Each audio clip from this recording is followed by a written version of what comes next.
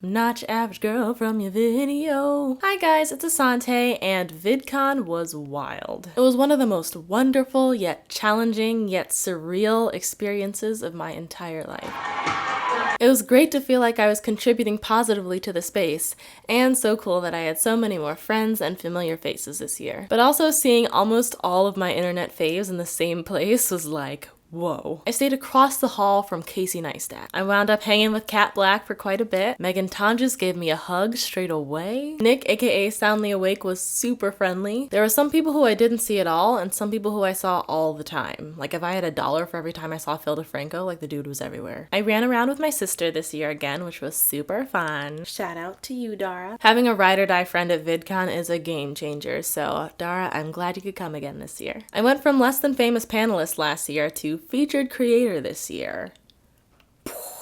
What? The special key cards for the... What?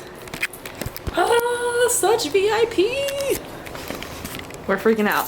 We're freaking out. Shout out to Travis and Laura, y'all are the real MVPs. Thank you so much. I wound up being pretty busy this year. I had 3 panels. The first was What Does It Take to Grow Your Audience, where we focused on audience engagement, SEO, and finding consistency. During the Women on YouTube discussion, we broke into groups and discussed our experiences as women on the platform. Finally, on the Diversity on YouTube panel, we discussed representation and creating educational content around social issues. They all went really well, and people in the audience gave me positive feedback that the discussions were useful, so I'm grateful for that. I also helped moderate a story circle organized by my friend Leslie Datsis of One Time Stories. Welcome to VidCon's 3rd annual story circle. And the theme was, I'm never doing that again.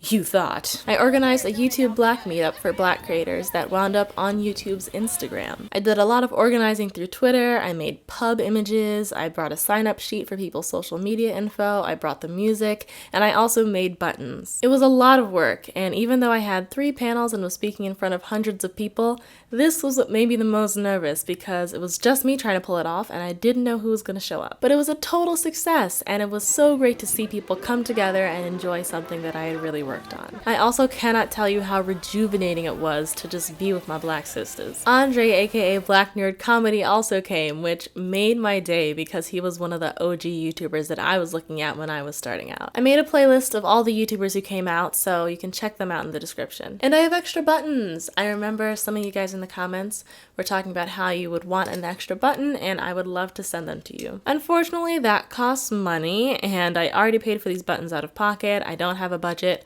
But that's exactly the type of thing that I set up my Patreon page for. Patreon is a way for you to give recurring donations to this channel, as small or as large as you want, and that will help me do more things for and with you. My Patreon video is linked if you want to learn more, and I would love to do that kind of giveaway, so I will let you know if we can make that happen. Another great thing about VidCon 2016 is that I knew a lot more people this year. Some of my friends were also featured so I could hang with them, and I could introduce myself to people who I've been watching for years, or people who I ran into last year, and say hi to a lot of you. I love that so many of my subscribers are my friends. Harvard has turned me into a networker.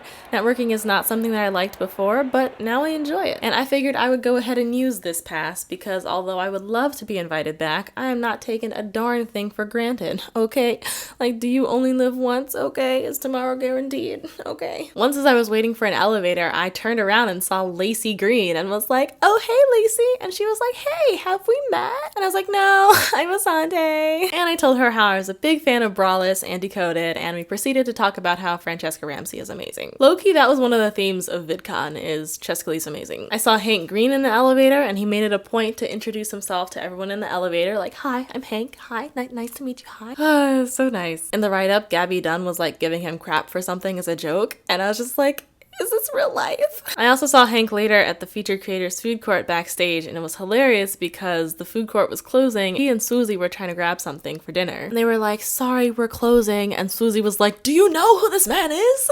And Hank was like, they're just trying to do their jobs, it's fine. Everybody was really nice, and that's something that my sister commented. She was like, everyone's so nice and friendly and happy here. And I was like, yeah, it's like a YouTuber reunion. There were very few situations at VidCon where I felt awkward at all. For the most part, I felt very comfortable, and everyone was really friendly. In my experience, bigger channels will not ask you how many subscribers you have. Like, they got theirs. it's cool. I got to meet Shannon Booty, Shannon Boodram, Shameless Maya said hi. It's great being recognized and being known, even a little bit. And I think that's what VidCon was for me this year. It was getting to introduce myself and reintroduce myself into this YouTube creator space like, hey, I'm legit and I'm in this thing for real. Because you want to become known in a space and among people who you admire and want to be associated with. So I did a lot of mingling and chatting, and not a lot of staying with one person or having extended conversations or hangout time, which sucks because those are my favorite parts of VidCon 2015. Chilling in a hotel room with We Are St. Elmo's Fire, getting dinner with the squad at IHOP, getting dinner with Leslie, Amanda, and Eric at IHOP. Those were the kind of moments I live for. But I had access to more people this year, and I had a lot more small tube internet friends this year too, so I had a lot of people to say hi to. I was so busy being busy that on the second day I realized I didn't eat much, which is unusual for me because if you follow me on Instagram, you know that I love food. There are just so many things to go to and so many people to see that I would honestly forget that I hadn't had lunch. Or I'd say, I'll eat dinner at that party later, and then there'd be more free alcohol than free food, which is not a bad strategy for getting turned. Like, it's not always a bad strategy. The parties were actually great. The maker party may have been the best laid out party I've ever been to in my entire life. It was so tricked out. There was real food, a real dance floor, a bumpin' DJ. It was just beautifully put together. VidCon sent the message this year, and it's one that I really appreciate, that you don't have to be huge to be valuable. Your value does not lie purely with your sub count. It lies with your perspective and your talents and your willingness to put your voice out there. I think the biggest thing that I got from VidCon this year was legitimacy, and I don't mean that in a you need other people to validate your legitimacy type way, although it does help. I mean that for a while I've been wavering back and forth on these big questions of, what is my future on YouTube? What do I want for my career? Is YouTube a part of my career? Is YouTube a distraction? Is it something that's preventing me from pursuing other things in earnest?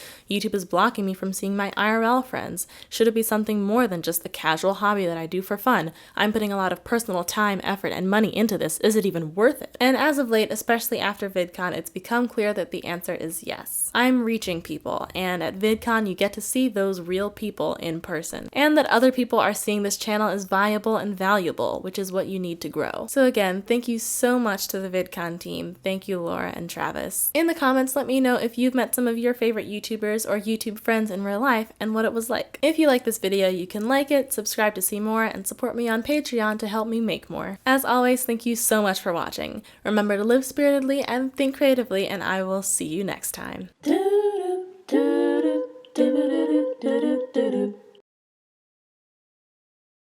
I'm in an elevator with Gabby Dunn and Hank Grant.